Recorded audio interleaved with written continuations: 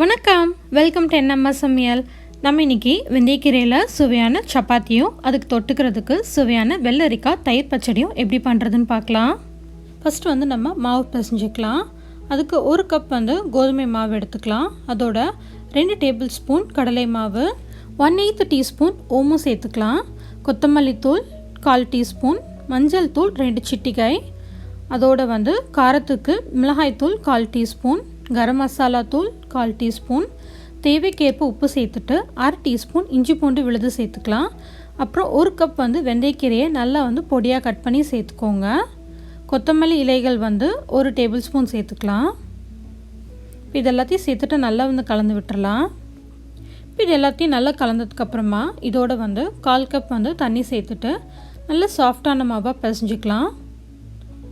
உங்களுக்கு மாவு கொஞ்சம் கெட்டியாக இருக்க மாதிரி இருந்தால் லைட்டாக தண்ணி தெளித்து நல்லா பிசைஞ்சிக்கோங்க. தேவைக்கேற்ப தண்ணி சேர்த்துக்கோங்க.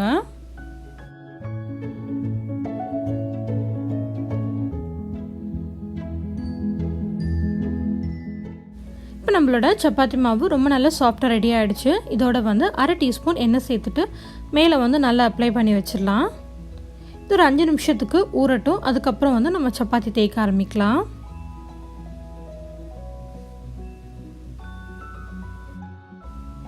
இப்போ 5 நிமிஷம் ஆயிடுச்சு. சப்பாத்தி தேய்க்க ஆரம்பிச்சிடலாம். இப்போ சப்பாத்தி மாவை இந்த மாதிரி உருண்டைகளாக உருட்டி எடுத்துக்கலாம்.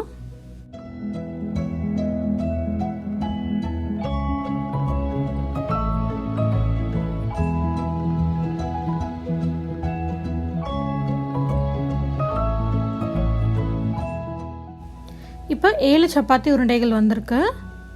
இப்போ இதை தேய்க்க ஆரம்பிச்சிடலாம். மேலே கொஞ்சமாக கோதுமை மாவை தூவிட்டு அதோட கோதுமை மாவில் பிரட்டி எடுத்துக்கலாம். இந்த சப்பாத்தி கொஞ்சம் நல்லா சன்னமாக தேய்ச்சா ரொம்ப நல்லாயிருக்கும். நல்லா வெந்தயக்கீரை வேகும் நமக்கு.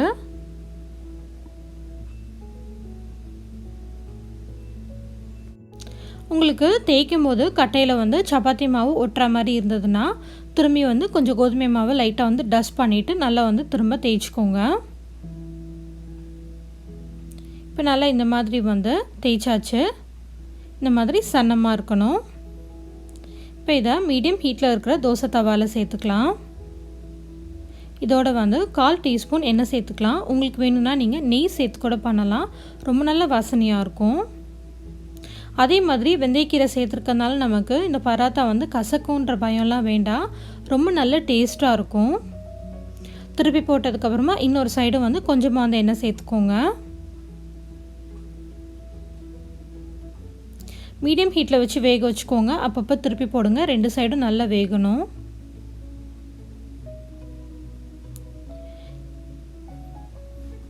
இப்போ நம்மளோட வெந்தயக்கீரை சப்பாத்தி மணக்க அருமையாக ரெடி ஆகிடுச்சு.